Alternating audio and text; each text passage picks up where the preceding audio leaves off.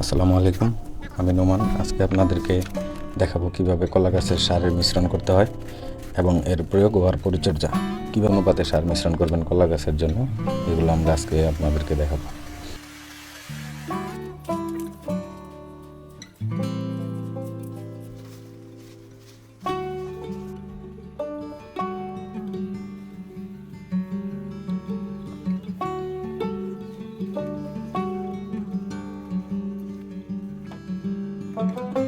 তো চলুন আমরা প্রথমে সারের মিশ্রণটা দেখে নিই। আমরা এখানে নিয়েছি 10 কেজি পটাশ এবং 10 কেজি টিএসপি, তারপর একটি দানাদার বীজ লিমফোরান। এটা হচ্ছে আপনার দানাদার কীটনাশক, কলা গাছের জন্য খুবই উপকারী। তারপর নিচে হচ্ছে ম্যাপজিং 10টা সার মনো। এটা হচ্ছে আপনার গাছকে সবুজ করবে, গাছকে পুষ্টি যোগাবে।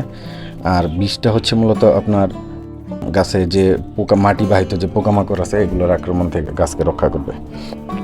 তো প্রথমে আমরা 10 কেজি টিএসপি এবং 10 কেজি পটাশ একসাথে মিশিয়ে নিয়েছি।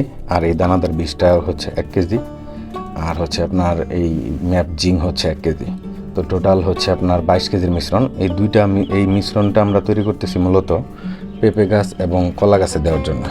আমাদের 50টি পেঁপে গাছ এবং 50টি কলা গাছের জন্য এই মিশ্রণটা তৈরি করা হয়েছে। প্রতি গাছ 220 গ্রাম করে সার পাবে। আমরা 2 ভাগ করে নিলাম, একটা রেখে দেবো পেঁপে গাছের জন্য, আর একটা আমরা নিয়ে যাব কলা গাছে দেওয়ার জন্য। তো প্রথমে আমরা কলা বাগানে ঢুকে সারগুলো একটা টুকরিতে রেখে দিলাম।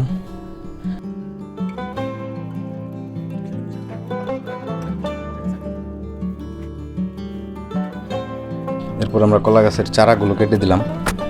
যেগুলো এক্সট্রা চারা রয়েছে সেগুলো ভালো করে কেটে দিতে হবে, কারণ হচ্ছে যদি আপনি চারাগুলো সময় মতো না কাটেন, আমাদের এটাই প্রথম কাটা, কারণ হচ্ছে বর্ষার সময় চারাগুলো কাটা হয়নি।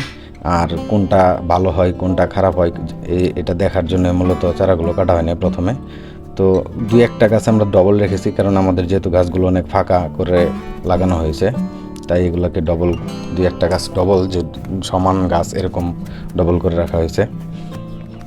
দেখতে পাচ্ছেন আপনারা, চারাগুলো কেটে দিচ্ছি। তারপর হচ্ছে গোড়ায় মাটি দেওয়া। কিছু গাছের গোড়া এখানে আপনার উপরের দিকে ছিল, বারবার নিড়ানি দেওয়ার ফলে গোড়া থেকে কিছু মাটি সরে গিয়েছে। কলা গাছের গোড়ায় নিয়মিত আপনাকে মাটি দিতে হবে, কারণ কলা গাছ বাতাসে যাতে উপরে না পড়ে যায়। আর এর শক্তি যে দেখতে পাচ্ছেন আপনারা, এই কলা গাছটা কীরকম গোড়া মাটির উপরে চলে আসছে। তো এটাতে প্রায় 2 থেকে 3 ইঞ্চি পরিমাণ মাটি দিয়ে দিতে হবে। আপনারা দেখতে পাচ্ছেন এই যে গোড়ায় মাটি দেওয়া হচ্ছে। মাটিগুলো খুব সুন্দর করে গোড়ায় 1 ফিট জায়গার ভিতরে চতুর সাইডে মাটিগুলো খুব ভালো করে বসিয়ে দিতে হবে। আমরা 2 থেকে 3 ইঞ্চি মাটি প্রয়োজন অনুযায়ী দিয়েছি। এটা কয়েকদিন আগে নিড়ানি দেওয়া হয়েছিল, তাই নতুন করে আর নিড়ানি দেওয়া হচ্ছে না।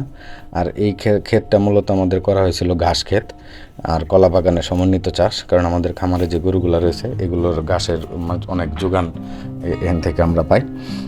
আর কলা গাছের যে বাগানটা সেটা খুব সুন্দর করে পরিষ্কার করে দেওয়া হচ্ছে। দেখতে পাচ্ছেন একটি পেঁপে গাছও রয়েছে এখানে। 1 লাইন আমরা পেঁপে গাছ দিয়েছিলাম। এখানে একটু নিচু জমি হওয়ার কারণে এই পেঁপে গাছগুলো তেমন ভালো হয় না।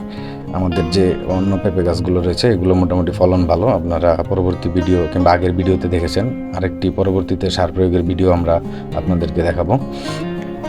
এখন দেখতে পাচ্ছেন যে গোড়ায় মাটি দেওয়া শেষ হয়ে গেছে। সারগুলো কিভাবে প্রয়োগ করা হচ্ছে, সারগুলো সঠিক মিশ্রণটা নিয়ে আমরা গোড়া থেকে প্রায় 1 থেকে 1.5 ফিট দূর দিয়ে সারগুলো প্রয়োগ করতে হবে। খেয়াল রাখতে হবে কোনোভাবেই যাতে সারগুলো গাছের গোড়ায় না পড়ে, একটু দূর দিয়ে সারগুলো প্রয়োগ করতে হবে।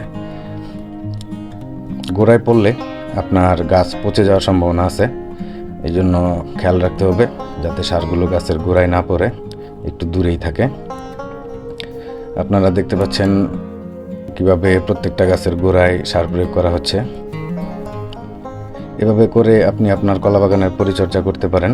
আমাদের এখানে 50টি কলা গাছ লাগানো হয়েছে। এখন পর্যন্ত আমাদের খরচ হয়েছে চারা সহ প্রতি কলা গাছ আজকে সার সহ 45 টাকা।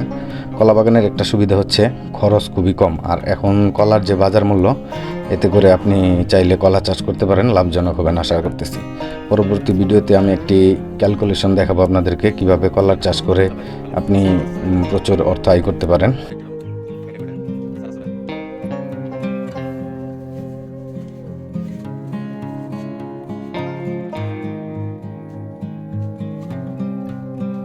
সে পর্যন্ত ভালো থাকবেন। আজকে এ পর্যন্তই।